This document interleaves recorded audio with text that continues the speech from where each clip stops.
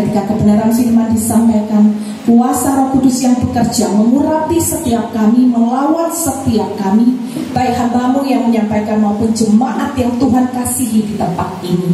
Karena tidak ada satu orang pun yang benar Tuhan di tempat ini selain Engkau saja. Terima kasih Tuhan, biarlah Engkau sendiri yang berbicara kepada kami, dan kami siap untuk menerima kebenaran firman-Mu di dalam dan demi nama Tuhan Yesus. Mari kita semua yang percaya sama-sama kita katakan amin. Shalom semuanya. Terima kasih buat kesempatan yang diberikan ya untuk saya boleh melayani di tempat ini ya. Hari ini saya bawa coklat ya. Saya mau bagikan kepada siapa yang mau terima. Mari, siapa yang mau coklat boleh maju ke depan, boleh ambil. Yang mau maju aja. Terima kasih. Maaf ya, saya bawa coklatnya cuma satu. Soalnya kalau bawa coklat banyak nanti dikira saya mau jualan coklat. Padahal di sini kita mau sama-sama belajar kebenaran firman, ya. Nah, itu tadi contoh, ya. Saya percaya bahwa dalam kehidupan setiap kita, Tuhan itu punya rencana yang baik. Amin. Tuhan itu selalu ingin memberikan yang terbaik bagi setiap kita. Tetapi semua itu bergantung kepada respon kita. Ya, respon kita itu mempengaruhi apakah rencana Tuhan dalam kehidupan kita tergenapi atau tidak. Ya, jadi seperti tadi ketika saya bagikan coklat, ayo siapa yang mau, yang meresponi, yang mendapatkan. Begitu pula dengan kita, setiap kita Tuhan itu punya rencana yang baik, tidak terkecuali. Tetapi semua itu bergantung bagaimana kita meresponi apa yang sudah Tuhan sediakan di dalam kehidupan kita melalui kehidupan kita sehari-hari. Ya, Tuhan selalu ingin memberikan yang baik, tetapi kita tahu bahwa dalam hidup kita itu selalu ada masalah. Amin. Dan seringkali masalah itu yang membuat kita berhenti untuk masuk di dalam rencana Tuhan. Karena apa? Kadang ketika kita mendapatkan masalah, kita berkata apa? Males wis ya, aku sudah gak punya semangat lagi. Ngapain ya aku ikut Tuhan? Masalahku dari tahun kemarin sampai sekarang, gak tahu mungkin sampai tahun keong, mungkin juga gak akan selesai masalahku ini. Nah, itu semua yang akan menghambat rencana Tuhan tergenapi di dalam kehidupan kita. Kalau kita tidak bisa merespon dengan benar setiap kejadian demi kejadian yang terjadi dalam kehidupan kita. Karena kita harus tahu, masalah pun yang Tuhan izinkan terjadi, kalau kita bawa kepada Tuhan, semuanya itu akan mendatangkan kebaikan. Ya. Jadi Tuhan itu luar biasa. Tuhan baik bukan hanya ketika Tuhan memberkati kita secara jasmani, tetapi di dalam masalah pun berkat Tuhan itu tetap ada bagi orang percaya. Ya. Jadi dari sini kita nggak bisa menghindari yang namanya masalah. Siapa yang nggak suka masalah? Boleh angkat tangan. Tidak ada ya, puji Tuhan. Di tempat ini semua rohani ya. Kalau di tempat lain saya tanya, siapa yang tidak suka masalah? Semua angkat tangan. Akhirnya saya bilang, ya yang angkat tangan boleh pulang duluan ke rumah Bapak di surga. Semua langsung cepat-cepat turun tangan. Takut ya kalau mau pulang duluan. Nah itu saudara ya. Jadi hari ini kita belajar dengan satu tema ya, bahwa hidupmu itu adalah responmu. Kalau engkau mau mengalami hari-hari baik di depan, setiap kita pasti ingin punya masa depan yang baik. Tapi hari ini kita belajar, jika hari ini kita mau mengalami hari-hari yang baik ke depan, oleh karena itu perhatikan bagaimana engkau merespon mulai hari ini dan sampai seterusnya. Jikalau kita merespon yang baik, percayalah masa-masa yang baik itu akan kita nikmati. Amin. Yuk sama-sama kita buka dalam Kejadian 50. Kejadian pasal 50 ayat 19 sampai 21. Kejadian 50 ayat 19 sampai 21. Tetapi Yusuf berkata kepada mereka, janganlah takut, sebab aku inikah pengganti Allah. Memang kamu telah mereka-rekakan yang jahat terhadap aku, tetapi Allah telah mereka-rekakannya untuk kebaikan, dengan maksud melakukan seperti yang terjadi sekarang ini, yakni memelihara hidup suatu bangsa yang besar. Jadi janganlah takut, aku akan menanggung makanmu dan makan anak-anakmu juga. Demikianlah ia menghiburkan mereka dan menenangkan hati mereka dengan perkataannya. Ini adalah perkataan Yusuf kepada saudara-saudaranya ya, yang sudah berbuat jahat kepada Yusuf. Kalau kita lihat ya ayat yang ke-20 tadi ya, perkataan Yusuf di ayat yang ke-20 ini sangat dalam.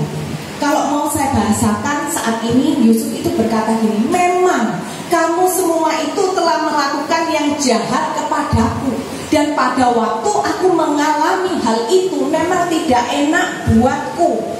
Tetapi kejahatan yang kalian semua perbuat, Tuhan izinkan itu terjadi dalam hidupku sebagai apa? Sebagai proses yang mempersiapkan aku masuk ke dalam rencana Tuhan di dalam hidupku. Lihat ya, Yusuf ini adalah seorang yang luar biasa. Dia bisa merespon dengan benar setiap kejadian demi kejadian di dalam kehidupannya. Nah, kita harus belajar seperti Yusuf. Orang percaya itu bukan hanya bisa merespon dengan benar ketika Tuhan berkati kita, tetapi orang percaya yang sejati adalah orang yang bisa tetap merespon dengan benar, yang tetap bisa merespon sesuai dengan kebenaran firman Tuhan, sesulit apapun hidupnya saat ini. Amin. Karena kita adalah orang yang percaya kepada Tuhan. Kita percaya apapun yang terjadi, segala sesuatu boleh hilang dari kehidupan kita, segala sesuatu di dunia ini boleh porak-poranda, tetapi yang kita andalkan hanyalah Tuhan. Kalau ada Tuhan dalam kehidupan kita, maka kita tidak perlu takut, kita tidak perlu khawatir dengan apapun yang terjadi. Amin. Seperti yang tadi Pastor Jember katakan ya, hanya Yesus yang bisa kita andalkan. Nah, hari ini yuk kita belajar seperti Yusuf. Yusuf ini adalah orang yang mengandalkan Tuhan di dalam kehidupannya. Yusuf ini adalah orang percaya yang punya iman yang sejati, bukan iman yang palsu. Ternyata orang percaya itu dibedakan, ada iman yang sejati, ada iman yang palsu. Iman yang sejati itu adalah iman seperti Yusuf. Sekalipun dia mengalami penderitaan, dia mengalami masalah, tetapi dia tetap percaya kepada Tuhan. Ini yang dinamakan iman sejati. Karena definisi dari iman adalah apa? Percaya sekalipun tidak melihat. Nah, mengapa kok Yusuf ini bisa punya iman yang sejati? Karena ketika terjadi masalah di dalam kehidupannya, yang dia keluarkan itu adalah iman. Ya. Seringkali ketika kita menghadapi masalah, yang kita keluarkan itu apa? Gerutuan, omelan, caci maki, kekesalan hati, kita menyalahkan orang lain. Tapi lihat Yusuf, dia berkata apa? Memang kamu merekarkan yang jahat, tapi Tuhan merekarkan itu semua menjadi kebaikan dalam hidupku. Dia bisa berkata hal seperti ini karena apa? Karena dia bisa merespon dengan benar di dalam kehidupannya. Pada waktu Yusuf berkata seperti ini apa? Yang pasti dia sudah berada di atas. Nah, pada waktu dia berada di atas, dia bisa berada di atas. Karena apa? Dia bisa merespon dengan benar ketika masalah demi masalah terjadi dalam hidupnya. Hari ini coba kita tanya. Saat ini kita duduk di tempat ini, kita memuji, menyembah Tuhan, kita datang kepada Tuhan. Kita tanya yuk sama diri kita sendiri, kita ini punya iman yang sejati atau iman yang palsu sih? Iman yang palsu itu hanya apa? Kita beriman hanya kalau kita beribadah. Kita merasa kita percaya kepada Tuhan kalau kita sedang berdoa. Tetapi setelah selesai ibadah, selesai berdoa, menghadapi lagi yang namanya kenyataan masalah yang belum selesai, kita mulai takut lagi, kita mulai kecewa lagi, kita mulai sakit hati lagi. Bahkan tidak jarang dari kita marah kepada Tuhan. Itu adalah iman yang palsu, dan Tuhan itu nggak mau kita ini duduk beribadah tapi kita punya iman yang palsu. Karena apa? Iman yang palsu itu hanya membawa kita kepada kesesatan. Iman yang palsu hanya membawa kita kepada kebinasaan. Iman yang palsu itu tidak akan bisa membuat kita merespon dengan benar. Tetapi hanya iman sejati, iman yang dimiliki oleh Yusuf, yang sampai membawa dia bisa mengatakan di ayat yang ke-20 ini, memang kamu merekakan yang jahat, tapi Tuhan merekakan itu semua untuk sebuah kebaikan. Pada waktu itu Yusuf sudah menjadi orang nomor 2 di Mesir. Tetapi kalau di masa lalunya, sebelum dia diangkat menjadi orang nomor 2 di Mesir, kalau Yusuf tidak merespon dengan benar, maka dia tidak akan bisa menjadi orang nomor 2 di Mesir. Amin. Kenapa sih kok Yusuf bisa punya iman sejati? Kalau Yusuf bisa punya iman sejati, berarti kita pun juga bisa. Amin. Karena kita punya Tuhan yang sama. Kasih Tuhan terhadap Yusuf dengan kasih Tuhan terhadap kita itu sama. Amin. Bukan Tuhan berarti lebih mengasihi Yusuf. No, saudara. Kasih Tuhan buat setiap kita itu sama. Karena Tuhan itu adalah Tuhan yang adil. Tuhan tidak membeda-bedakan setiap orang percaya. Amin. Jadi kalau Yusuf bisa punya iman yang sejati, kita pun juga bisa. Nah, gimana caranya? Lihat, ketika Yusuf mengalami penderitaan, ya, pada waktu Yusuf itu dibuang, ya, dia dibuang, dia dijual. Pada waktu itu Yusuf itu umurnya 17 tahun. Kira-kira kalau umur 17 tahun, tenaganya kuat enggak? Kuat. Ya, tenaganya kuat. Beda dengan saya yang sudah umur segini. Kalau suruh lawan anak 17 tahun, saya bilang sudah, nggak usah dicoba. Kalau secara tenaga pasti saya kalah. Karena kalau umur 17 tahun masih kuat-kuatnya. Tetapi lihat, ketika Yusuf mengalami aniaya dari saudara-saudaranya, dia dibuang, dia dimasukkan di gua, dia dijual. Sebenarnya Yusuf bisa nggak untuk dia memberontak? Bisa nggak untuk dia melawan? Bisa. Karena dia masih umur 17, dia masih kuat. Tetapi kenapa dia tidak merespon seperti itu? Kenapa Yusuf nggak melawan sekalipun dia punya kekuatan?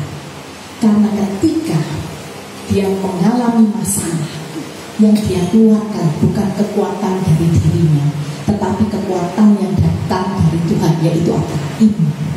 Ketika dia dibuang oleh saudara-saudaranya, yang dia ingat adalah janji Tuhan kepada dia, yaitu apa? Mimpi yang dia alami, yang diberikan Tuhan kepada dia. Kita tahu ya bahwa Yusuf itu bermimpi. Dia berkata, berkas-berkasku itu bangkit dan berkas-berkasmu itu menyembah kepada berkasku. Itu yang dikatakan Yusuf, sehingga saudara-saudaranya itu marah kepada dia. Saudara-saudaranya berkata, apa yang kau maksudkan Yusuf? Masakan kami yang lebih tua daripadamu harus sujud menyembah engkau? Tetapi Yusuf tidak mengindahkan. Saudaranya mau ngomong seperti apapun, ketika dia mengalami masalah, yang keluar dari hatinya itu adalah iman. Dia pegang janji Tuhan. Dia ingat Tuhan, sekali Tuhan berjanji, tidak akan pernah lalai untuk menepati.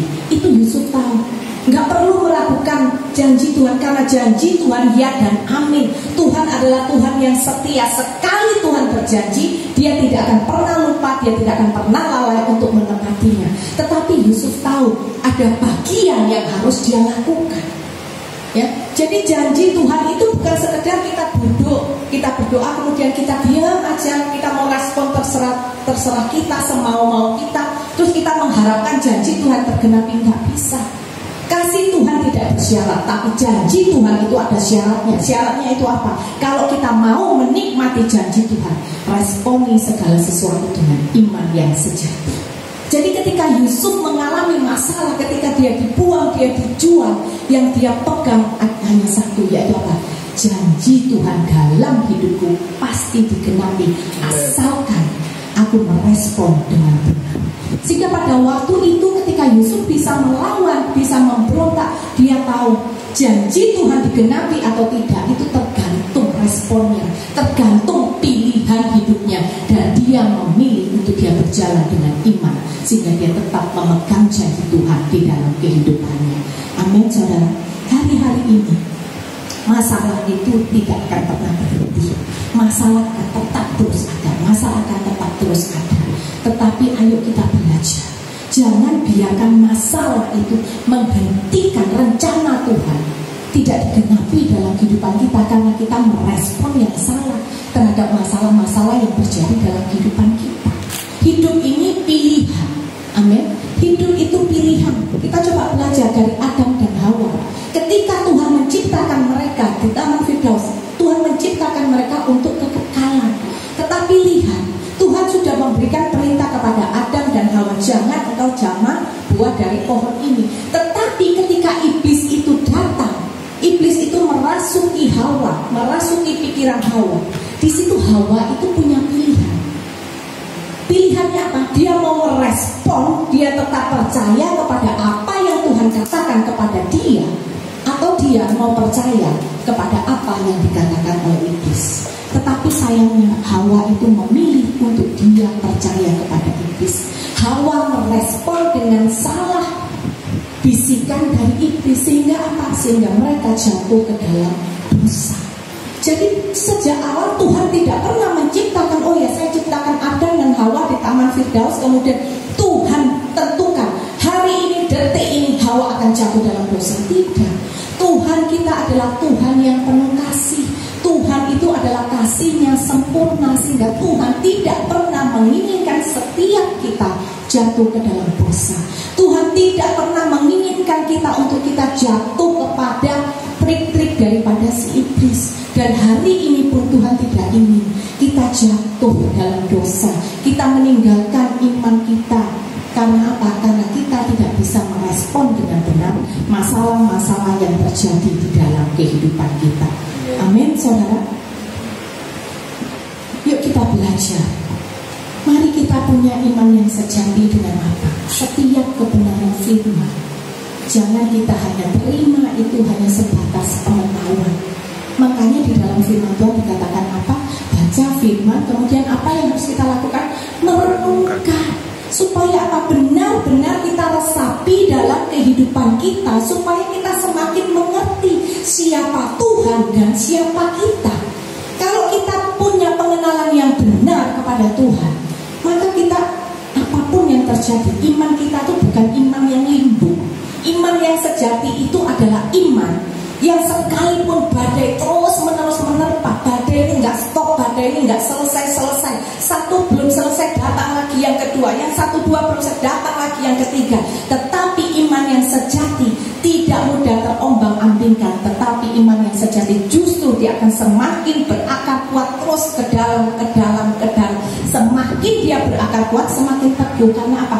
Dia punya pengenalan yang benar akan Tuhan. Seperti Yusuf, dia tahu sekali Tuhan berjanji, Tuhan tidak akan lalai menepati. Tapi Yusuf sadar bahwa ada bagian dari dirinya, yaitu apa? Dia harus bisa merespon dengan benar. Amin, saudara. Amsal 3 ayat 5. Percayalah kepada Tuhan dengan segenap hatimu dan janganlah bersandar kepada pengertianmu sendiri. Kenapa dikatakan percayalah kepada Tuhan dengan segenap hati, bukan dengan segenap pikiran? Karena segala sesuatu itu firman Tuhan juga mengatakan semuanya itu timbul daripada hati. Jadi hari ini tentukan apa yang mau kita isi di dalam hati kita. Isilah firman Tuhan. Kalau kita isi dengan kebenaran firman, terus setiap hari kita gali, kita baca, kita renungkan, dan kemudian kita harus praktekkan. Supaya apa? Supaya kita mengalami sendiri, supaya kita punya pengalaman pribadi dengan Tuhan. Lihat seperti Ayub, dia mempraktekkan kebenaran firman, sehingga pada akhirnya Ayub berkata apa? Kalau dulu aku hanya dengar dari kata orang, Tuhan itu begini dan begitu, tetapi saat ini aku mengalami sendiri.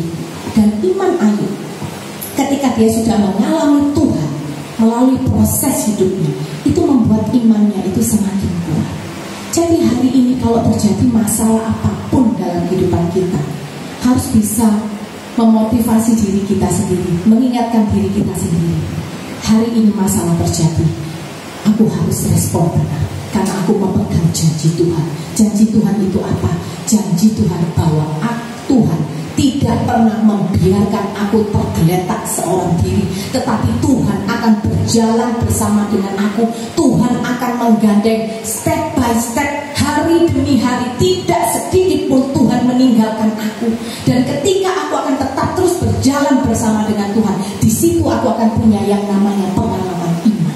Dan pengalaman iman inilah yang akan membuat aku semakin, imanku semakin hari semakin teguh, imanku semakin hari semakin bertumbuh. Amin.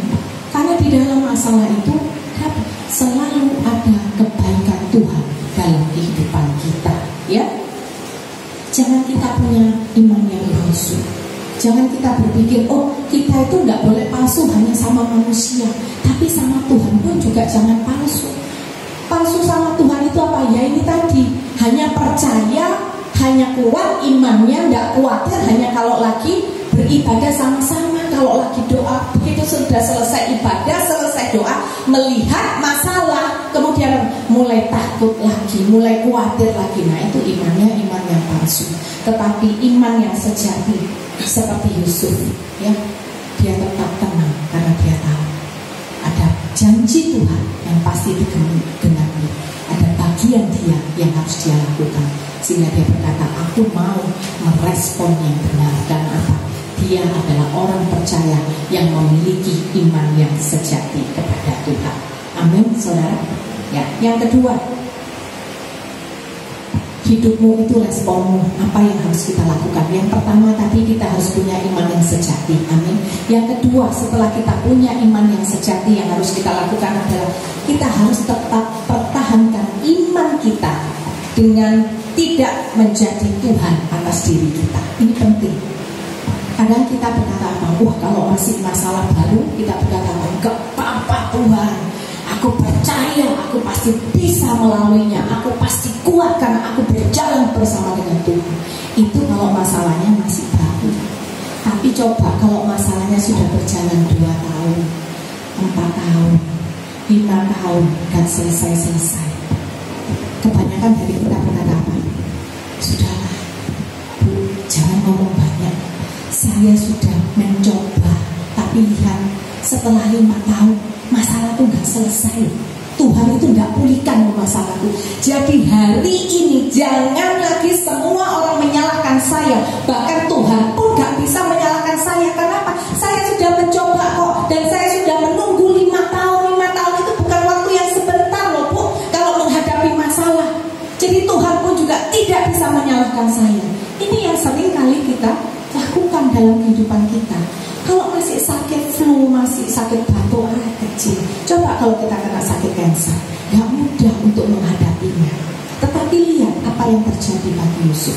Yusuf itu mengalami masalah demi masalah. Amin. Dia bukan hanya apa? Dibuang oleh saudaranya.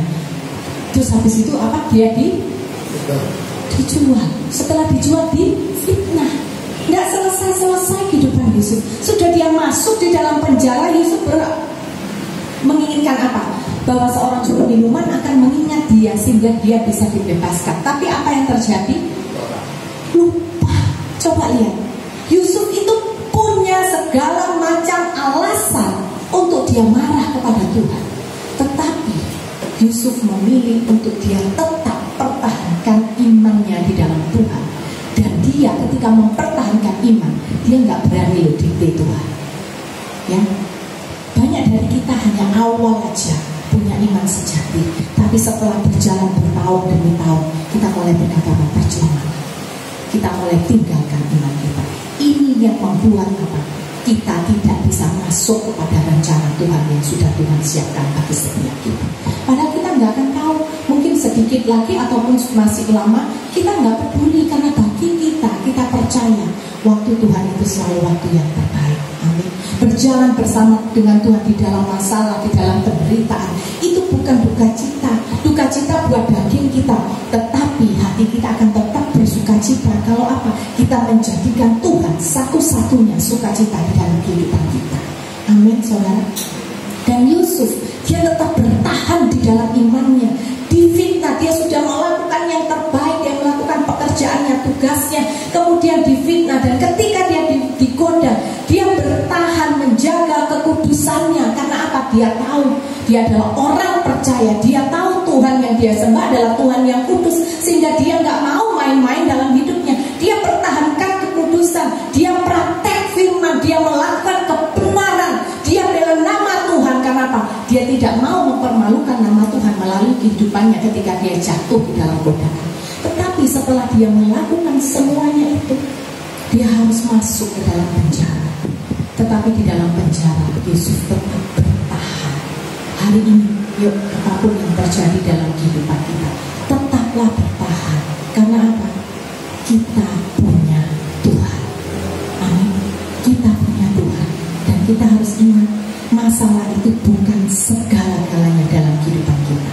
Ketika kita pulang, Tuhan itu tidak tanya, masalahmu sudah selesai belum? Belum, oh masuk neraka. Enggak.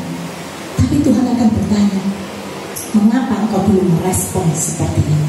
Mengapa dulu engkau punya kesempatan untuk merespon seperti kebenaran firman tetapi tidak engkau lakukan? Itu yang akan Tuhan tanyakan kepada setiap kita. Satu hari kelak, saya dan saudara akan sama-sama mempertanggungjawabkan iman kita kepada Tuhan. Amin. Jadi mari kita belajar seperti Yesus. Dan ketika dia pertahankan imannya, dia tidak menjadi Tuhan atas dirinya. Ya, saya dulu orang juga yang mempertahankan iman saya di dalam kehidupan yang bersalah demi masalah demi masalah. Tapi saya nggak seperti Yusuf. Kalau Yusuf dia pertahankan imannya dengan dia tidak menjadi Tuhan. Dia berkata terserah Tuhan, semua tergantung Tuhan, caranya Tuhan. Yang aku tahu aku hanya mau bersandar dan mengandalkan Tuhan sepenuhnya. Itu Yusuf. Tapi kalau saya enggak, saya bertahan dalam iman saya tetap berdoa kepada Tuhan, tapi saya menjadi Tuhan atas diri saya. Sehingga saya ngomong sama Tuhan, Tuhan, kau harus perbuat ini dan itu. Saya mengalami pergumulan rumah tangga selama 12 tahun. 2 tahun 2015 Tuhan pulihkan keluarga kami, ya.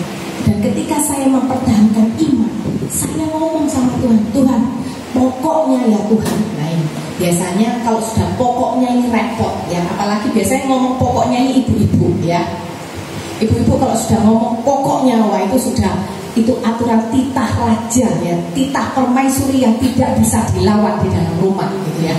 Dan saya pun dulu juga gitu, Tuhan, pokoknya saya nggak mau sampai suami saya urusan dengan polisi.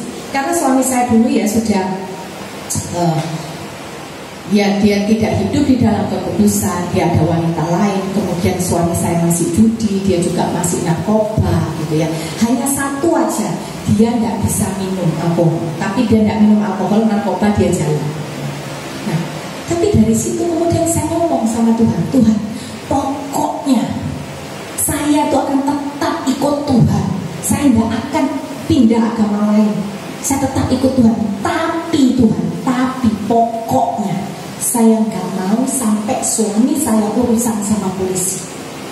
Saya ngomong gitu sama Tuhan. Karena apa? Saya malu. Kalau sampai suami saya ditangkap polisi, entah itu karena judi, entah itu karena narkoba, nanti gimana? Muka saya itu mau ditaruh mana? Mungkin kalau malaikat jawab ya, bisa jawab malaikat, ya tetap taruh di muka, masa mau taruh di belakang, gitu ya. Tapi itu yang saya ngomong, saya ngotot sama Tuhan. Dan Tuhan mengajarkan saya apa? 2 kali urusan polisi, suami saya itu lolos dari urusan polisi. Dan saya berkata, yes, Tuhan mendengar doa saya. Saya senang, saya bangga. Jadi orang beriman bisa dite Tuhan, bisa sungguh-sungguh Tuhan. Tapi saudara tahu, 1 kali ketika saya berdoa, Tuhan itu kasih saya dalam hati saya gini, kamu lihat, 2 kali suamimu urusan sama polisi, dia bisa lolos, nggak masuk di dalam sel, sehingga kamu nggak malu toh, kamu seneng kan? Tapi coba sekarang kau lihat, apakah hari ini kehidupan suamimu lebih baik atau tidak? Di situ membuat saya sadar, ketika saya berusaha untuk mendikte Tuhan, Tuhan berikan, tetapi Tuhan mau saya belajar. Ini loh yang kamu minta. Kalau kamu lihat suamimu lolos polisi, tapi tidak membuat dia bertobat, tetapi justru membuat dia semakin menjadi-jadi. Karena dia pikir apa? Wah, lihat ya, saya hebat, yang penting punya uang, urusan polisi mah gampang. Iya. Dan di situ kemudian saya bertobat. Saya ngomong sama Tuhan, Tuhan, ampuni aku, sudah terlalu sombong jadi orang. Saya pikir dengan saya bertahan di dalam iman saya sudah menjadi orang yang benar di hadapan Tuhan. Tetapi ternyata saya masih mendikte Tuhan, saya mengajarkan kepada Tuhan, padahal siapa saya, siapa Tuhan. Amin, saudara. Hari ini kalau kita tetap bertahan di dalam iman, jangan sekali-kali mengajarkan Tuhan untuk melakukan ini dan itu. Karena apa? Kita tidak lebih pintar daripada Tuhan, kita tidak lebih tahu daripada Tuhan. Hanya Tuhan yang tahu yang terbaik buat setiap kita. Bahkan untuk mengenal diri kita sendiri, kita nggak lebih tahu dari Tuhan. Betul? Satu kali juga pernah ada hamba Tuhan. Selama saya ibadah berturut-turut 3 hamba Tuhan yang berbeda, ibadah di tempat yang berbeda, hamba Tuhan itu selalu berkata, Ibu, sini saya doakan. Saya maju didoakan oleh hamba Tuhan. 3 hamba Tuhan yang berbeda di tempat ibadah yang berbeda.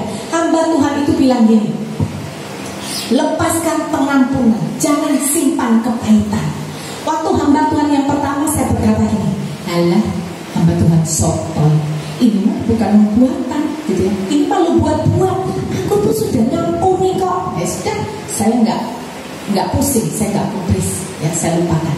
Ibadah yang kedua, seorang yang masih muda, lebih muda dari saya, dia pun juga ngomong seperti itu. Saya berkata apa? Halah, masih sekia kok ngajarin yang tua, gitu ya. Nggak lebih tahu kamu dari aku, gitu ya. Begitu hamba Tuhan yang ketiga, di situ kemudian saya mulai, ada apa? Dan mungkin 3 hamba Tuhan yang berbeda di tempat ibadah yang berbeda, 3-3 yang ngomong yang sama, lepaskan pengampunan, jangan simpan kepahitan. Kemudian malamnya saya doa sama Tuhan, Tuhan, aku pikir aku ini sudah ngampuni semua orang ini, tapi aku tidak tahu Tuhan, tunjukkan siapa yang orang yang belum aku ampuni. Dan Tuhan tunjukkan pada saya. Tidak langsung Tuhan jawab, saudara, tapi saya belajar terus. Setiap saya doa, saya tanya sama Tuhan, Tuhan, kalau memang itu pesan dari Tuhan buat saya, tunjukkan siapa orang yang belum saya ampuni. Saya kira saya sudah mengampuni semua, dan ternyata Tuhan itu tunjukkan, yaitu siapa? Suami saya. Saya belum mengampuni dia, walaupun kelihatannya kita sudah. Di situ saya belajar bahwa apa? Kita tidak lebih tahu menilai diri kita. Yang lebih tahu, yang semua maha tahu, itu hanya Tuhan. Amin. Yuk hari ini pertahankan iman, tetap jadi orang beriman, jangan dikte-dikte Tuhan. Amin, saudara. Ya. Dan yang ketiga itu tetap jaga hati. Amin. Yuk sama-sama tetap katakan, tetap jaga hati. Kadang ketika masalah itu sudah selesai, ya, kita itu sering lengah, kita itu tidak mawas diri, kita tidak lagi menjaga hati kita. Karena apa? Kita berpikir, wah saya kan sudah menang. Padahal dia lupa, menang, kita menang di area yang ini, nanti akan timbul lagi masalah yang lain. Amin.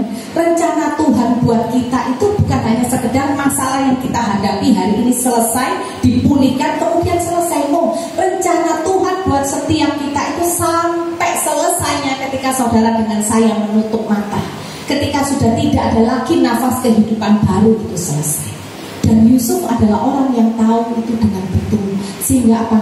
Di dalam ayat yang ke-21, ya, tadi dia berkata apa? Kejadian 50 ayat 21. Jadi janganlah takut, aku akan menanggung makanmu dan makan anak-anakmu juga. Demikianlah ia menghiburkan mereka dan menenangkan hati mereka dengan perkataannya. Lihat ya, Yusuf ini sudah menjadi orang nomor 2 loh di Mesir. Kalau dia mau balas dendam kepada saudaranya, bisa nggak? Bisa banget. Nggak perlu juga pakai tangannya dia tinggal perintahkan aja, pasukannya semua bisa babat habis itu semua saudara-saudaranya. Tetapi lihat, dia tetap menjaga hatinya. Dia bukan hanya mengampuni, tetapi dia mengasihi dan dia memberkati. Sehingga dia berkata, bahkan dia memberikan jaminan kepada saudara-saudaranya. Ini adalah orang yang menjaga hatinya. Dia memberikan jaminan kepada saudara-saudaranya karena apa? Dia mengasihi saudara-saudaranya supaya mereka tidak hidup di dalam ketakutan. Karena pasti logikanya ketika mereka sudah berbuat jahat terhadap Yusuf, terus ternyata Yusuf menjadi orang yang berkuasa. Kira-kira kalau kita jadi saudaranya Yusuf, kita takut enggak? Pasti takut. Kita bilang, aduh jangan sampai ya nanti Yusuf ini balas dendam, jangan sampai ya kemudian dia buat rencana yang saya tidak tahu, kemudian membinasakan saya, membuat saya celaka. Itu akan ada di dalam pikiran saudara Yusuf. Tetapi lihat, Yusuf ini adalah seorang yang menjaga hatinya itu bersih. Dia benar-benar mengasihi saudara-saudaranya, sehingga dia berkata hal seperti, enggak usah takut, aku yang akan menjamin seluruh kehidupanmu dan anak-anakmu. Bukan karena Yusuf itu sombong, tetapi dia ingin supaya saudara-saudaranya dan keturunannya mereka bisa hidup dengan damai sejahtera. Dia tidak mau saudara-saudaranya itu hidup di dalam ketakutan. Lihat, Yusuf ini orang yang hatinya itu tulusnya, baiknya itu minta ampun. Hari ini kita mau belajar. Mungkin hari ini kita mengalami hal yang tidak enak dalam kehidupan kita. Kita mengalami yang namanya ketidakadilan. Kita bisa marah, kita bisa balas. Tetapi yuk kita belajar dari Yusuf. Ingat, hidup kita itu adalah respon kita. Kalau kita mau menikmati hari-hari yang baik di masa depan, tetap jaga hati. Sekalipun mungkin hari ini Tuhan sudah angkat kita di atas. Ketika Tuhan angkat kita di atas, bukan untuk kita menunjukkan siapa kita, tetapi justru ketika kita di atas, tetap tunjukkanlah siapa Tuhan yang ada di dalam kehidupan kita. Kalaupun seperti Yusuf, dia berbuat baik, dia menunjukkan apa kepada saudara-saudara? Dia menunjukkan siapa yang ada di dalam kehidupan Yusuf. Dia memang dipanggil Yusuf. Orang tahu namanya dia adalah Yusuf. Orang tahu dia adalah penguasa. Tetapi yang orang lain melihat, ketika orang sudah berbuat jahat, tapi Yusuf tetap berbuat baik, mereka akan bertanya, kenapa Yusuf bisa baik seperti hari ini, padahal aku sudah berbuat yang jahat? Jawabannya hanyalah karena Yusuf punya Tuhan di dalam kehidupannya. Amin. Hari ini kalau kita sudah diangkat di atas oleh sama Tuhan, ingat, semakin kita di atas akan semakin banyak orang yang melihat kita. Itu adalah waktunya kita untuk tidak menyombongkan diri. Oleh karena itu kita harus tetap jaga hati, karena kita tahu sekalipun aku sedang di atas, bukan berarti kehidupanku selesai sampai di sini. Kita tidak akan pernah tahu hari ini kita di atas. Orang mau seatas apapun, setiap orang tetap punya masalah masing-masing. Ya. Jangan sampai karena kita sedang di atas, kita tidak jaga hati, kita mulai lengah, kita mulai sombong karena kita berkata saya berhasil melalui proses yang kemarin sulitnya minta ampun. Kemudian kita tidak menjaga hati kita, kita tidak mawas diri lagi, sehingga kemudian kita respon yang salah. Itu yang akan membuat kita jatuh lagi.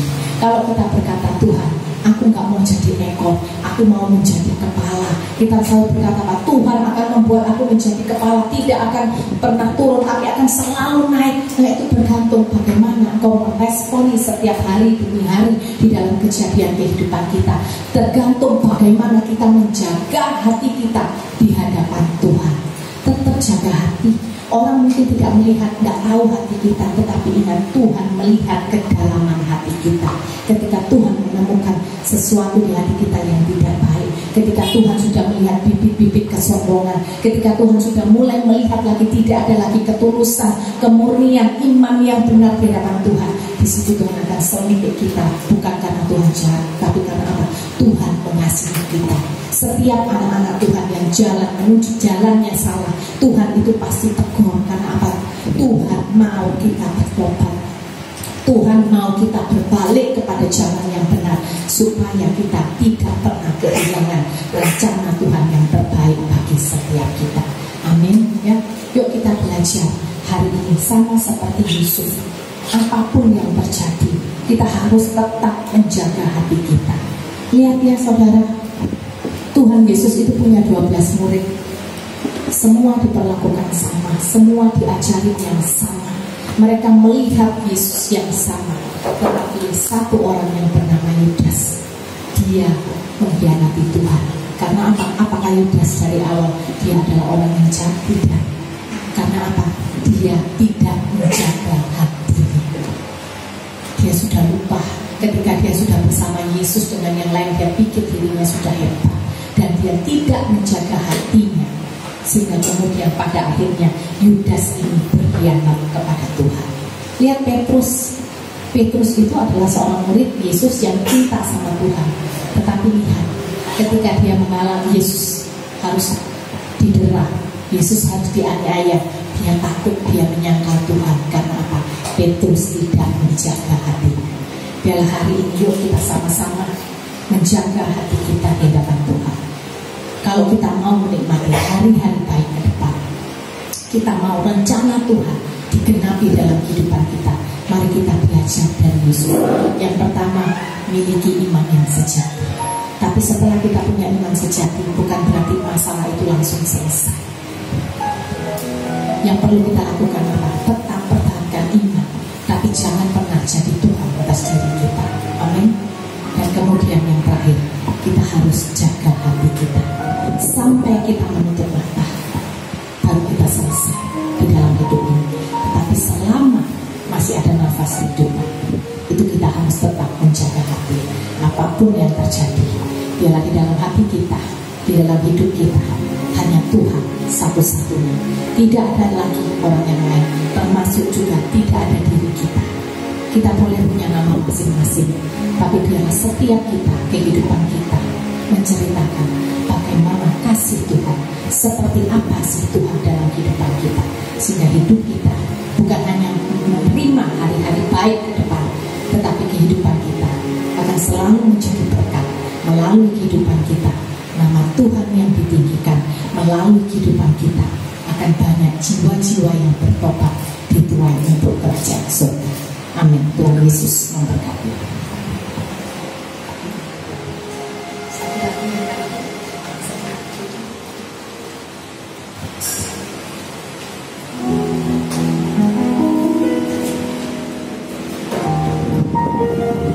Yuk sama-sama kita bangkit berdiri.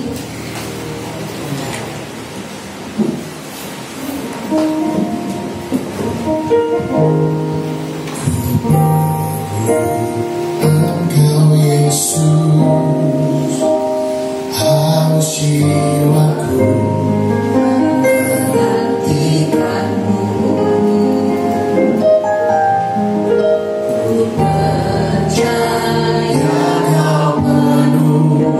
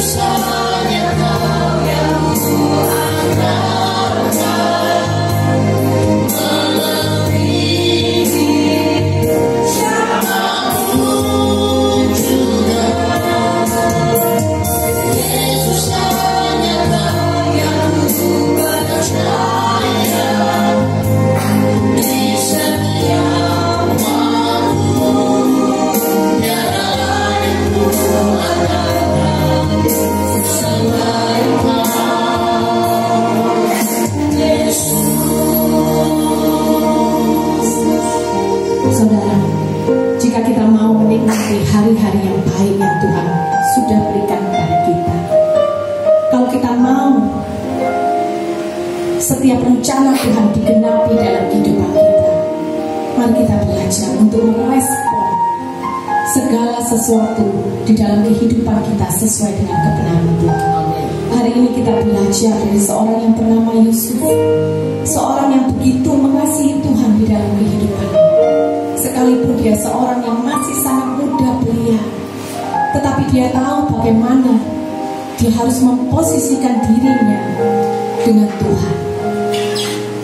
Dia punya iman yang sejati, sehingga ketika dia mengalami masalah, dia merespon segala sesuatunya itu dengan iman. Dia pegang janji Tuhan di dalam hidupnya, dan dia tidak meninggalkan Tuhan. Tapi ketika kejadian itu semakin hari semakin lebih dalam lagi, penderitaan masalah yang harus dia tanggung bukan karena dia bersalah, tetapi karena dia difitnah. Yusuf pun tidak pernah meninggalkan Tuhan. Dia tetap tekun di dalam Tuhan. Dia tetap mencari Tuhan di dalam hidupnya, dan dia tidak pernah menjadi Tuhan atas dirinya. Dia hanya sebagai seorang anak yang percaya kepada Bapa, seorang anak yang benar-benar mengandalkan Tuhan di dalam hidupnya, seorang yang beriman, yang benar-benar berserah kepada Tuhan. Dan ketika pada waktunya Tuhan mengangkat dia naik, dia tidak lupa bahwa semua itu datang daripada Tuhan. Dia tidak menjadi sombong. Dia tetap menjaga hatinya. Dia tidak membalas yang jahat dengan kejahatan, tetapi justru dia memperhatikan kehidupan mereka satu persatu secara cermat.